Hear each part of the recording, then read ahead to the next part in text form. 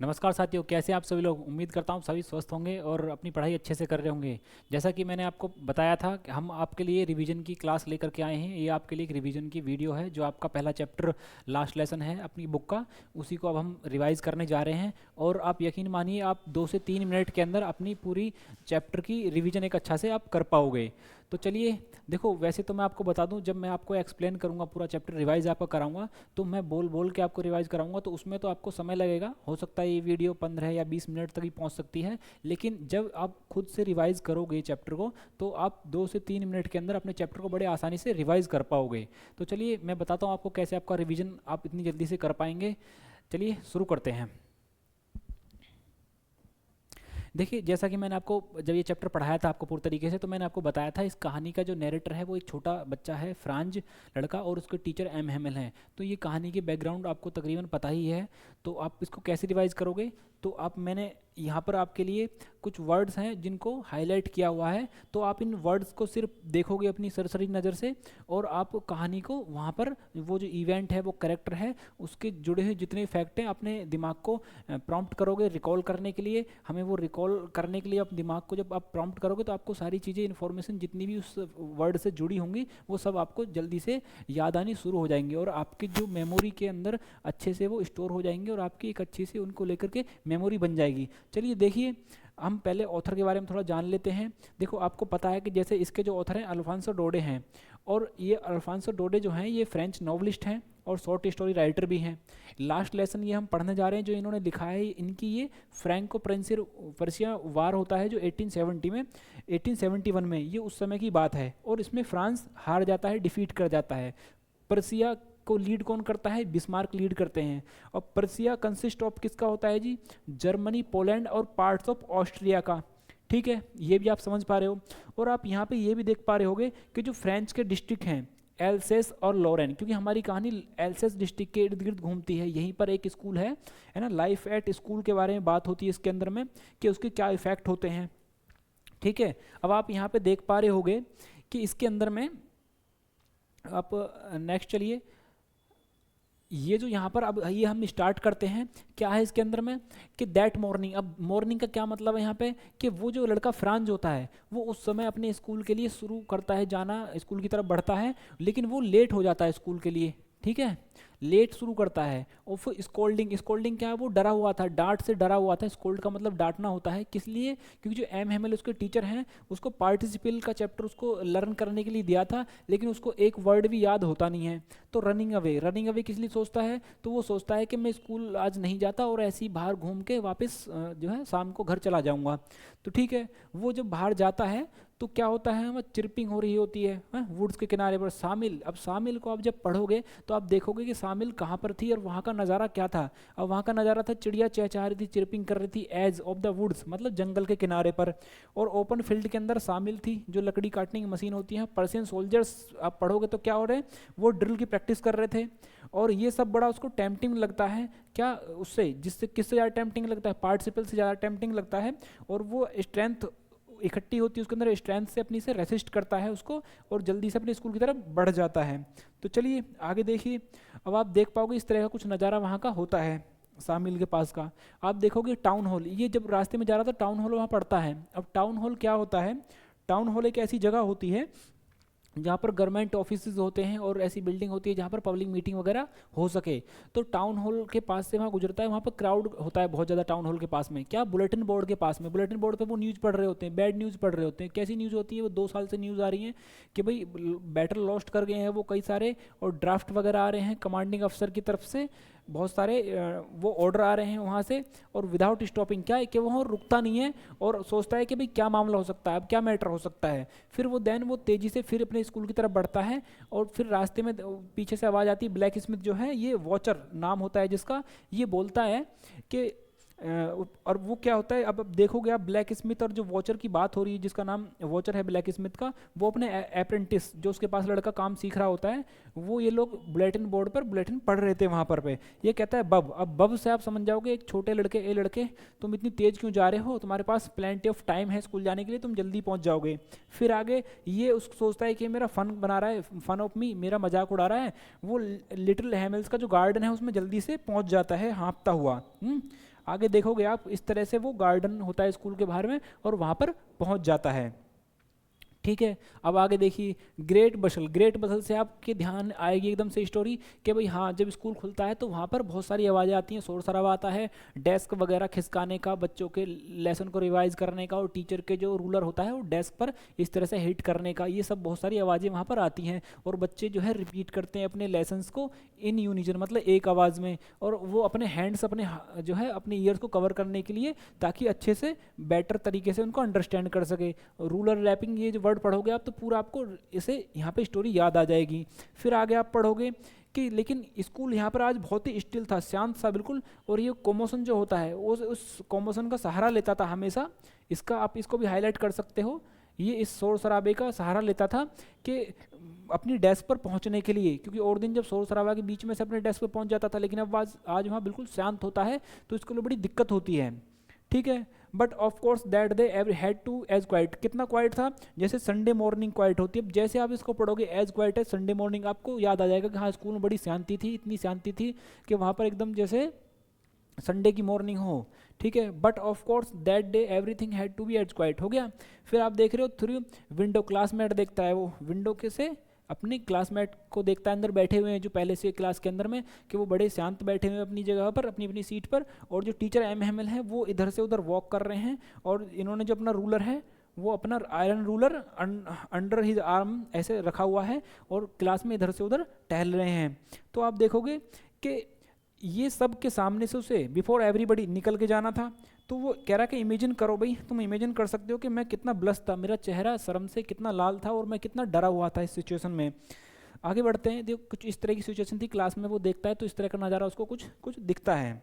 ठीक है, अब आप यहाँ पे देखोगे बट नथिंग हैपेंड, कुछ नहीं होता। एम उसको देखते हैं, लेकिन बिगिनिंग विदाउट यू। अब जैसे आप ये वर्ड देखोगे बिगिनिंग विदाउट यू, तो इसका मतलब क्या होगा कि इसके टीचर इससे कहते हैं, इसको देखते हैं, इसको कुछ कहते नहीं है, और उसको बड़े ही मतलब कहते हैं कि जल्दी से अपनी सीट पे बैठ जाओ बेटा, हम आपके बिना ही शुरू करने वाले थे। ठीक है, तो ये क्या है, जल्दी से जाके अपनी बेंच पर जंप्ड ओवर द बेंच, जल्दी से जाके बैठ जाता है वहाँ पर, और कह रहा है कि got a little over my fright. तो फ्रैट माने भय या डर जो इसके अंदर बना हुआ था, वो कि मैं लेट हो गया हूँ आज, इस तरह से सबके सामने ही निकल के आता है शर्मा के। तो ये कहता है मैं उससे थोड़ा सा ही उभर पाता हूँ। क्या मैं देखता हूँ, ग्रीन कोट। ग्रीन कोट से क्या है, ये क्या देखता है, ये एक ब्यूटीफुल ग्रीन कोट देखता है, फ्रिल्ड शर्ट पहनी हुई है उन्होंने, एक किस तरह का silk little black silk cap लगाया हुआ है, और ये सब एम्ब्रॉयडर्ड है ना। वो कभी नहीं पहनते ऐसे, या तो इंस्पेक्शन होता है या प्राइज जो था तभी ऐसे कपड़े पहनते हैं। बिसाइड इसके अलावा उसको पूरा स्कूल कैसा लग रहा है, स्ट्रेंज और सोलमन, बिल्कुल गंभीर और अजीब सा से अपना स्कूल लग रहा होता है। ठीक है, आगे देखते हो आप, बट द सरप्राइज, मतलब जो इसको सबसे ज़्यादा सरप्राइज करती है, ऑन द बैक बेंचेज। अब आप बैक बेंचेस देखोगे तो बैक बेंचेस से आपको याद आएगा एकदम से कि हाँ, जो बैक बेंचेस जो सबसे ज़्यादा चीज़ उसको सरप्राइज करती है वो ये बात होती है कि जो पीछे की सीट होती हैं, बेंचेस होती हैं, उन पर गांव के जो और बुजुर्ग व्यक्ति थे बहुत आके, और गांव के और लोग आकर के वहाँ बैठे हुए थे। तो वो चीज़ उसको, जो विलेज के पीपल थे वो लोग सरप्राइज करते कि वो बड़े शांति से बैठे हुए थे, लाइक अवर सेल्फ, जैसे हम बैठे हैं। कौन कौन, ओल्ड होजर बैठा था, उस 3 कॉर्नर हैट उसने पहना हुआ था, farmer mayor, farmer post master, ये लोग बैठे थे, और सेवरल अदर्स और भी बैठे थे उनके पास में। Everybody look sad and Hauser had brought old primer. अब जैसे आप ओल्ड प्राइमर आप यहाँ पर देखोगे, आपकी नज़रें ओल्ड प्राइमर पे जाएंगी, तुरंत से आपके दिमाग में एकदम से सारी इन्फॉर्मेशन रिकॉल होनी, हाँ ओल्ड प्राइमर उसके पास में था, और ओल्ड प्राइमर वो जो अपने कोनों से, थंब एट द एजेस, कोनों से घिसा हुआ था, और उसने उसको खोल करके अपने घुटनों पर रखा था, और उसमें ऐसे अपने इस तरह से स्पेक्टिकल्स पेज के ऊपर रखे हुए थे। तो ओल्ड प्राइमर से आपको ये पूरा जो है सीन याद आ जाएगा। ठीक है, चलिए हम आगे बढ़ते हैं। While I was wondering, M. Hamill mounted on his chair. तो जैसे ही वो इस सब चीज़ के बारे में सोच रहा था, आश्चर्य कर रहा था, तो एम हेमल अपनी चेयर पर बैठते हैं। जैसे ही आप ये यहाँ पर फ्रेज पढ़ोगे तो आपको तुरंत याद आ जाएगा कि वो अपनी चेयर पर बैठते हैं, और बड़ी जेंटल और बड़ी मतलब काइंड सी वॉइस में हमसे बोलते हैं कि भाई ये जो मैं आपको पढ़ाने जा रहा हूँ ये आज आपका लास्ट लेसन है। ठीक है, तो जैसे ही ये सुनते हैं, और फिर क्या होता है बताते हैं कि ऑर्डर फ्रॉम बर्लिन, है ना, हैज़ कम फ्रॉम बर्लिन। अब ऑर्डर बर्लिन, जैसे ही आप ये वर्ड देखोगे आपके दिमाग में आ गया बर्लिन से ऑर्डर आए हैं, कि अब यहाँ पर फ्रेंच लैंग्वेज में पढ़ाई होगी। फ्रांस की जो लैंग्वेज है, फ्रेंच लैंग्वेज नहीं पढ़ाई जाएगी, जर्मन लैंग्वेज में अब यहाँ पढ़ाई आगे शुरू होगी। ठीक है, कहाँ पर, स्कूल्स में, एल्सेस और लोरेन के। ठीक है जी। न्यू मास्टर जो है वो कल को आ जाएंगे, और दिस इज योर, ये लास्ट लेसन है, और मैं चाहता हूँ कि आप बड़ा अटेंटिव, वेरी शांति से आप मैं बैठ के अच्छे से पढ़ें। थंडर क्लैप मतलब कानों में बिजली की कड़कड़ाहट की तरह उसको वो वर्ड सुनाई देते हैं। थंडर क्लैप आप वर्ड देखोगे आपकी नजरें तुरंत आपका दिमाग रिकॉल करेगा, अच्छा थंडर क्लैप क्या, कि उसको वो वर्ड जो शब्द कहे उसके टीचर ने कि आपका ये जो लेसन है ये आपका लेसन लास्ट है, तो ये वर्ड उसके फ्रांज के कानों में बड़े थंडर क्लैप की तरह सुनाई दिए। और आगे क्या, रैचेज, रैचेज माने अभागा, नीच, इस तरह से। तो वो क्या थी, वो न्यूज़ थी, रैचेज वो बैड न्यूज़ थी, है ना, जो वहाँ put up at town hall में बुलेटिन बोर्ड के ऊपर थी। ठीक है, ये वर्ड आपको बताएगा। अब आपको यहाँ पे जैसे पढ़ोगे हाउ सॉरी आई वाज, तो किस चीज़ के लिए सॉरी था फ्रांज, सॉरी इस चीज़ के लिए था कि मैंने अपना, ये मेरा लास्ट लेसन है और मुझे तो अभी लिखना पढ़ना भी नहीं आता है अच्छे से, मैंने अपने अच्छे से लेसन नहीं पढ़े, और वो उस चीज़ के ऊपर बड़ा ही मतलब उसको सॉरी, अपने आप को खेद प्रकट करता है, उसको बड़ा अफसोस होता है। और seeking birds, for seeking birds eggs हैं, तो क्यों, क्योंकि ये क्या करता था, चिड़िया के अंडे ढूंढने के लिए चला जाता था। और सार, सार क्या था, ये रिवर थी, उस पर स्लाइड करने के लिए चला जाता था। है न्यूसेंस, न्यूसेंस क्या थी कि जो बुक थी वो उसको जो है बड़ी ग्रामर उसकी, और वो बुक्स उसको कैरी करना बड़ी हैवी दिखाई देती थी, उसको स्कूल लेके जाना। और हिस्ट्री जो तो संत की थी ये चीज़ें, अब उसको वो ओल्ड फ्रेंड नज़र आ रही थी, लेकिन अब उसको वो ओल्ड फ्रेंड बन गई थी उसकी। कुड नॉट गिव अप, अब वो उनको छोड़ना नहीं चाह रहा था। एम हेमल to idea that he was going away, अब गोइंग अवे कौन जा रहा था, जो टीचर इसका एम हेमल था वो अब इनको छोड़ के जा रहा था। तो इस विचार को जब वो उसके मन में आता है ये विचार, तो वो सब भूल जाता है, फॉरगेट, क्या फॉरगेट कर जाता है, ऑल अबाउट हिज रूलर, जो उसका डंडा होता है वो रूलर, और क्रैंकी, वो कितना चिड़चिड़ा उसका व्यवहार था, कितना चिड़चिड़ा था, ये सब चीज़ें वो फॉरगेट कर लेता है, भूल जाता है Franz. Poor man, it was in honour, honour क्या है, सम्मान में, लास्ट लेसन के ऑनर में आए हैं, जो उन्होंने संडे क्लॉथ्स पहने हैं, वो फाइन संडे क्लॉथ उन्होंने इस लास्ट लेसन के, जो अच्छे से कपड़े पहने हुए थे एम हेमल टीचर ने, वो संडे क्लॉथ्स जो लास्ट लेसन था इसके ऑनर में, इसके सम्मान में पहने हुए थे। एंड आई अंडरस्टूड, और मैं समझ गया क्यों ये गांव के जो व्यक्ति हैं वो पीछे की सीट्स पर क्यों बैठे हुए हैं। It was they were sorry, मतलब वे भी, उनको भी खेद है, और वे आए हैं इसलिए नहीं, स्कूल नहीं गए कभी, तो इसलिए उनको सॉरी है, वो भी अब पछता रहे हैं। It was their way of thanking, ये उनका तरीका है, मतलब वो जो पीछे की बेंचेस पे आके बैठे हैं क्लास में, तो ये उनका इसको धन्यवाद देने का तरीका है, जो 40 ईयर्स की सर्विस दी है, फेथफुल सर्विस दी है टीचर ने। Showing their respect for the country that was there no more, और रेस्पेक्ट कर रहे हैं कंट्री को, मतलब अपना रेस्पेक्ट दिखा रहे हैं कि उस कंट्री को जो अब उनकी नहीं रही। ठीक है जी, आगे बढ़ते हैं। वाइल आई वॉज थिंकिंग, मतलब जब मैं सब इसके बारे में सोच रहा था, तो आप देखोगे रिसाइट, तो ये कह रहे हैं कि जब मैं सब के बारे में सोच ही रहा था तो मैंने अपना नाम सुना, ये अपना नाम सुनता है तो किस लिए, क्योंकि अब जो पार्टिसिपल सुनाने का इसका नंबर आ जाता है ड्रेडफुल रूल, जो उसके भयानक नियम होते हैं, रूल होते हैं पार्टिसिपल के, अब इसका नियम सुनाने का नंबर आ गया था। लेकिन ये क्या चाह रहा था कि बड़ी क्लियर आवाज़ में, लाउड आवाज़ में अच्छे से पूरा सुना दूं, लेकिन क्या होता है बिना गलती करे सुनाना चाहता है, लेकिन होता ये कि पहले ही वर्ड पे ये mix up on the first words, ये पहले शब्द पे ही मिक्सअप कर जाता है, मतलब उलझ जाता है, और फिर ये सीट डेस्क अपनी पकड़ के खड़ा हो जाता है, उसकी हार्ट बीट बढ़ जाती है, और उसकी लुकअप, और इतनी भी हिम्मत नहीं होती ऊपर देखे, तो जैसे ही आप लुकअप वर्ड देखोगे कि तो आप पूरी कहानी आपको याद आएगी, पूरा सीन याद आएगा कि वो पहले वर्ड पे उसको सुनाई नहीं गया, उससे सुनाना वो चाहता था और चुपचाप खड़ा हो गया, और ऊपर भी वो लुकअप ऊपर की तरफ नहीं देख पा रहा था, और अपनी डेस्क पकड़ के चुप खड़ा हो गया, उसकी हार्ट बीट बढ़ी हुई थी।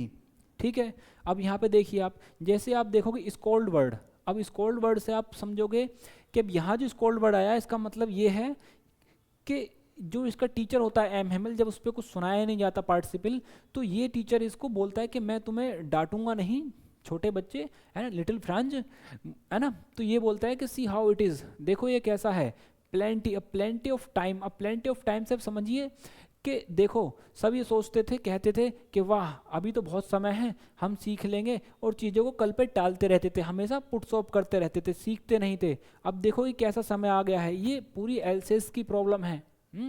अब देखो हमेशा तुम लर्निंग को कल पे टालते रहे हो, और अब देखो अब वो जो आपके नाउ दोज फेलो, वो जो जर्मन लोग आएंगे, राइट टू से, अब वो उन्हें कहने का अधिकार होगा। प्रिटेंड, प्रिटेंड से आप तुरंत समझ जाओगे, प्रिटेंड टू बी फ्रेंच के, तुम कैसे बहाना बनाते हो फ्रेंच होने के, तुम्हें लिखना पढ़ना तो फ्रेंच आता ही नहीं है। देखो अभी, and yet you can neither speak और राइट और ऑन लैंग्वेज, ठीक है, यू आर नॉट द, अब आप इस वर्ड को यहाँ से पढ़ोगे तो आगे जाइए यहाँ पर रिप्रोच, तो ये कहने कि तुम अकेले नहीं हो फ्रांस जैसे, मतलब हम सबको अपने आप पर तिरस्कार है, धिक्कार है, ठीक है। आगे चलिए, अब आगे देखिए, जैसे ही आप पढ़ोगे एनेक्सिस वर्ड, एनेक्सिस वर्ड से आपको पता चल जाएगा कि इनके पेरेंट्स को कुछ चिंता नहीं थी, वो कोई इनको प्रेफरेंस नहीं देते थे कि भाई ये जाएं स्कूल में अपने अच्छे से पढ़ाई करें। वो इनके पेरेंट्स क्या चाहते थे, वो चाहते थे कि ये मील में जाएं, खेतों पर जाएं, कुछ वहाँ पर कमा के लाएं वहाँ से, ठीक है।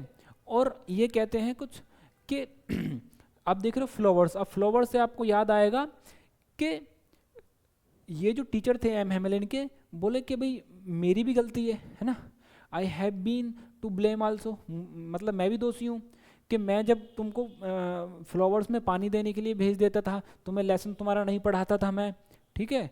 और कहते हैं कि फिशिंग, जब मुझे फिशिंग करने जाना होता था तो मैं तुम्हारी छुट्टी कर देता था, ठीक है। तो फिशिंग से आपको ये समझ में आ जाएगा कि जब जब मछली पकड़ने जाना होता था तो छुट्टी ही कर देते थे, ठीक है जी। आगे चलिए, अब फ्रेंच लैंग्वेज की क्या बात आती है जी। फ्रेंच लैंग्वेज जैसे आप शब्द देखोगे तो आपके दिमाग में आएगी कि ये टीचर एक चीज़ से दूसरी चीज़ की बातें कर रहे थे और कह रहे थे कि जो फ्रेंच लैंग्वेज है ये सबसे ज़्यादा एकदम से ब्यूटीफुल लैंग्वेज है और लॉजिकल लैंग्वेज है, ठीक है, क्लियरेस्ट एंड लॉजिकल लैंग्वेज है, ये अच्छी ब्यूटीफुल लैंग्वेज है। और आपको बताएंगे इंसलेव्ड, इंसलेव्ड वर्ड को आप जब देखोगे तो तुरंत आपको पता चल जाएगा कि जब भी किसी देश के लोगों को इंसलेव किया जाता है, गुलाम किया जाता है उनको, तो की टू प्रिजन, प्रिजन से आप समझ में आओगे कि की टू प्रिजन जो जेल की जो चाबी के तौर पे काम करती है वो उनकी लैंग्वेज होती है, देयर लैंग्वेज ही होती है जो उनको उस गुलामी से, उस जेल से बाहर निकालने के लिए चाबी के तौर पे काम करती है, ठीक है। आगे आप पढ़ोगे तो फिर वो क्या करते हैं, ग्रामर पढ़ाते हैं, ठीक है उनको। उसके बाद में आप देखोगे कि I was amazed to see how understood, तो यहाँ पे आप जैसी लिसन सो केयरफुली पढ़ोगे तो आपको पूरी बात ये पूरा यहाँ पे याद आएंगे। 3-4 सेंटेंस में क्या लिखा हुआ, इसके अंदर ये लिखा हुआ है कि मतलब मैं ये चीज़ बड़ा अच्छे से चकित हो गया कि मुझे कितनी अच्छी तरीके से समझ में आ रहा है, ना तो कभी मेरे टीचर ने इतनी अच्छी तरीके से मुझे पढ़ाया और ना ही कभी मैंने इतनी अच्छी तरीके से कभी इतने अटेंटिव होकर पढ़ाई की, लेकिन आज मुझे सब अच्छे से समझ में आ रहा है, टीचर भी मुझे अच्छे से समझा रहे हैं और मैं भी समझ पा रहा हूँ, ठीक है। तो ये कह रहा है आगे कि एट वन स्ट्रोक, ये कहते हैं कि ऐसा लग रहा है कि जैसे हमारे टीचर एट वन स्ट्रोक मतलब एक ही बार में, एक ही चोट में या एक ही बार में, जैसे हमारे टीचर एक ही बार में सारा कुछ हमें आज ही सिखा देना चाहते हैं, एक ही हमारे दिमाग में डाल देना चाहते हैं। न्यू कॉपीज, अब न्यू कॉपीज आप समझ जाओगे कि ग्रामर के बाद में आफ्टर द ग्रामर उनका राइटिंग का लेसन होता है, एक लेसन इन राइटिंग। तो जो कॉपीज थी वो पूरी तरीके से ब्यूटीफुल कॉपीज जो थी राउंड राउंड, वो उन पर क्या लिखा था, फ्रेंच एल्सेस, फ्रेंच एल्सेस, वो पूरे रूम के अंदर में इस तरह से फ्लोट करती हुई, फ्लोटिंग करती हुई दिखाई दे रही हैं। तो क्या हो रहा है, जब वो लिख रहे थे तो स्क्रैचिंग की, उनकी जो पेन की स्क्रैचिंग की आवाज़ आ रही थी और कुछ अभी आवाज़ नहीं आ रही थी, और सब इतना मतलब अपने लिखने में, अपना काम करने में इतने डूबे हुए थे कि जो बीटल्स, जो इंसेक्ट होता है एक तरह का, वो भी रूम के अंदर में आता है और कोई उसको नोटिस नहीं करता, कोई उस पर ध्यान नहीं देता है। पिजन कूड्स, पिजन कूड्स का मतलब होता है जो पिजन्स की आवाज़ होती है, कू कू की आवाज़, तो पिजन्स भी अपनी ऐसे आवाज़ कर रहे होते हैं धीमे धीमे, लेकिन होता क्या है कि वो इस आवाज़ को सुन के, जो ये होता है फ्रांज, ये सोचता है कि क्या वो उनको भी जर्मन सिखाएंगे, जर्मन गाना सिखाएंगे उनको, जर्मन में गाना गाना सिखाएंगे। तो आप देखोगे मोशनलेस और गेजिंग, तो ये अपने जो जब ये लिख रहे थे तो जैसे ही वो एम हेमल की तरफ नज़र उठा के फ्रांज देखता था तो इसके जो टीचर एम हेमल थे वो अपनी सीट पे बड़े मोशनलेस बैठे हुए थे, और गेजिंग मतलब देखना, कभी इस तरफ देख रहे थे कभी उस तरफ देख रहे थे, वो पूरा ऐसे मानो कि पूरे कमरे को अपने दिमाग में फिक्स कर रहे हों। और बाहर की तरफ में उनका जो गार्डन था और उनके सामने उनका क्लासरूम था, ये सब चीज़ें 40 ईयर्स से वो सब चीज़ें वहीं थी, तो वो सब चीज़ें वो देख रहे थे, इस तरीके से अपनी चीज़ों को अपने दिमाग के अंदर फिक्स कर रहे थे। अब आप आगे देखोगे वॉलनट ट्री, वॉलनट ट्री उनके गार्डन में था जो अब बड़ा हो गया था, और हॉप वाइन एक तरह की बेल थी जो उनके उन्होंने खुद बोई थी, और वो ट्विंड करके ऐसे आपस में घूमती हुई विंडो से ऊपर जाके रूफ तक चली गई थी, ठीक है। अब आप देखोगे कि बस जो ये ब्रोकन हिज हर्ट है, यहाँ से आप समझोगे कि ये जो चीज़ें हैं, ये चीज़ें ने मतलब इस विचार ने कि अभी छोड़ के जा रहे हैं इन सब चीज़ों को, तो उनके दिल को इन चीज़ों ने कितना तोड़ दिया होगा, ठीक है जी। अब आप आगे देखोगे ट्रंक्स। अब ट्रंक से आपको दिमाग में आएगा कि ट्रंक कहाँ है, ऊपर छत पर रखे हैं, और ऊपर छत पे इनकी जो सिस्टर हैं वो इन ट्रंक्स को पैक कर रही हैं, इनकी पैकिंग कर रही हैं नेक्स्ट डे जाने के लिए, ठीक है, क्योंकि उन्हें कंट्री छोड़नी थी अगले दिन। आगे आप देखोगे, but he had courage to hear. अब कोरेज टू हियर मतलब एवरी लेसन, मतलब प्रत्येक जो है उनका जो पार्ट सुनने की उनके अंदर हिम्मत थी। और राइटिंग के बाद में हिस्ट्री का भी इन्होंने एक लेसन पढ़ा। और जो फिर बेबीज़ थी वो चांटिंग कर रहे थे, कैसे बा बी बू बू करके। और आप देखोगे फिर वहाँ पर क्या होता है उसके बाद में, रूम के अंदर में जो ये ओल्ड होजर होता है ये अपने चश्मे पहनता है और अपनी प्राइमर जो बुक होती है उसको अपने हाथों से पकड़ता है और स्पेल करना, और ये भी उनको बोलना शुरू कर देता है, लेटर्स विद देम, बच्चों के साथ में। और यू कुड सी, अब देखो यहाँ से आप पढ़ोगे ट्रेम्बल विद इमोशंस। तो ये जो होजर होता है ये भाई इसकी उम्र तो होती है, बूढ़ा व्यक्ति तो ये होता ही है। तो जैसे बच्चों के साथ में चांटिंग कर रहा था तो इसकी आवाज़ में एक मतलब कंपन होता है और बड़ी ही भावुक आवाज़ इसकी होती है। तो ये इसकी आवाज़ इतनी फ़नी लग रही होती है कि ये फ्रांज और इसके जो दोस्त हैं सब ये हंसना चाहते थे, wanted to laugh and cry, ठीक है। तो ये कह रहा है कि मुझे रिमेंबर है, मुझे अच्छी तरह से अपना जो लास्ट लेसन है वो बड़े अच्छी तरीके से मुझे याद है, ठीक है बच्चों। अब आगे आप देखोगे, at once the church clock struck. अब चर्च क्लॉक आप जैसे सुनोगे तो आपको जो देखने के बाद में इसको वर्ड को आप तुरंत समझ जाओगे कि हाँ फिर जो है चर्च क्लॉक इसके बाद में स्ट्रक करती है, आवाज़ आती है उसकी और प्रार्थना की एंजलस का टाइम हो जाता है। एट द सेम टाइम उसी टाइम क्या होता है, ट्रम्पेट, ट्रम्पेट जो है जो बाजा होता है उसकी आवाज़ आती है। कहाँ से, परसेंट सोल्जर्स अपने रिटर्निंग कर रहे हैं, वहाँ से ड्रिल्स की प्रैक्टिस से वापस आ रहे हैं। Sounded under the window, window के नीचे से आवाज़ आती है और जो हमारे टीचर एमएमएल है वो बड़े सीधे खड़े हो जाते हैं और बड़े पीले से वो नजर आते हैं, डरे सहमे से अपनी चेयर पर, और कह रहे हैं कि मैंने पहले उन्हें इतना लंबा कभी नहीं देखा। और चौक्ड, चौक्ड से आप देखोगे वो मतलब एकदम से जाम हो गए, चौक हो गई, उनकी आवाज़ नहीं निकली बिल्कुल भी। कैसे, वो कुछ बोलना चाह रहे थे, आई बट समथिंग चौक्ड हिम, है ना। तो वो कुड नॉट ऑन, अब वो आगे नहीं बढ़ सके, आगे कुछ कह नहीं सके। Then he turned to the blackboard, तब वो ब्लैक बोर्ड की तरफ बढ़ते हैं, एक चौक का टुकड़ा लेते हैं और अपनी पूरी शक्ति जुटा करके मतलब मजबूती से खड़े होते हैं और जितना बड़ा लिख सकते हैं वो इतना बड़ा लिखते हैं, ठीक है। क्या लिखते हैं, वी वाला France. Then he stopped, leaned his head against the wall, और वॉल के ऐसे अगेंस्ट अपना हेड लगाए खड़े हो जाते हैं और जेस्चर करते हैं, बच्चों की तरफ इशारा करते हैं। एक कोई शब्द वो बोलते नहीं हैं और कहते हैं कि आपकी क्लास कंप्लीट होगी, आपकी जो है आज का स्कूल ओवर हो गया, अब आप जा सकते हो। इस तरह से वो इशारा कर देते हैं बच्चों को जाने के लिए। तो ठीक है, आप समझ गए होंगे कि कैसे हमने इतने कम समय में रिवाइज इसको कर लिया। देखो मुझे आपको रिवाइज कराने में थोड़ा समय लगा क्योंकि मुझे बोलना पड़ा है इतनी जल्दी जल्दी, लेकिन जब आप इन वर्ड्स को देख करके जल्दी जल्दी रिवाइज करोगे तो आपका दिमाग बहुत स्पीड से, क्योंकि देखो माइंड की सोचने की जो स्पीड होती है वो बहुत ज़्यादा तेज़ होती है। हम इतनी तेज़ बोल नहीं सकते जितनी तेज़ हमारे दिमाग के अंदर विचार चलते हैं। तो विचार जो हमारे दिमाग के अंदर चलते हैं, जो रिकॉलिंग जो होती है वो बहुत फास्ट होती है। जब आप इन वर्ड्स की हेल्प से रिकॉल करने की कोशिश करोगे तो आप बहुत तेज़ी से कर पाओगे, ठीक है। तो इसी के साथ हम अपनी क्लास को समाप्त करते हैं। धन्यवाद, थैंक यू मित्रों।